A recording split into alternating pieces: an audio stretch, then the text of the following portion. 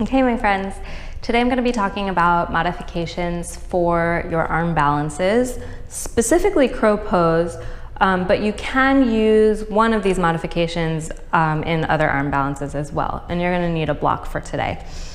These are like the two favorite modifications that I use anytime I'm teaching my classes and teaching arm balances in my classes. So for crow pose, you're going to use the first variation or modification you're going to use the block for is to place a block under your head. So that's going to go towards the top of your mat. You can go at any height that you think is good for your body. Maybe start out with the highest and then move down from there. And in our crow pose, we're really looking for those chaturanga arms. And since you're doing chaturanga in the arms, this upper arm area is going to give you a place to place your knees or your shins on for the balance. So with the block, it's going to be a tripod between your two hands and your forehead on the block.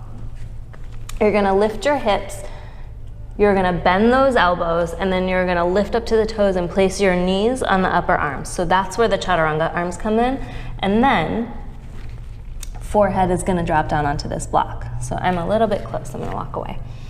Forehead's going to drop down onto the block, and you're going to lean your weight into your forehead and into your hands, and then maybe play with lifting one set of toes and then the other set of toes, and then maybe both toes. So that's one variation, and this block is actually a little high for me in my body, so I would probably keep it down here so I can lean forward more and lift my toes. And it can be a slow process, so the whole thing about mobility and stability in your shoulders, like work through all of those types of exercises and all of those types of postures before you get to this point. The second variation that I really like to use is using the block as like a little crow perch. So what that means is going under my feet.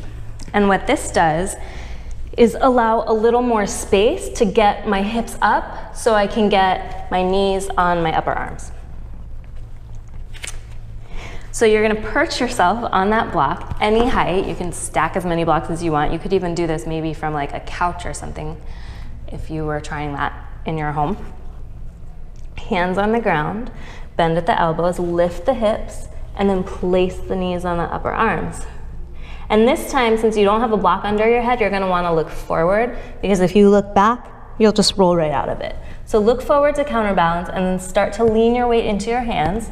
Lift from the belly button, so a lot of strength in the abdomen, and then lift one set of toes, the other set of toes, or maybe just alternate, playing with what works for you. So those are two really great modifications that you can use as you're building towards your crow pose and as you're building the strength and the mobility in your shoulders to access more arm balances in your practice. I hope you enjoyed it. I'll see you next time.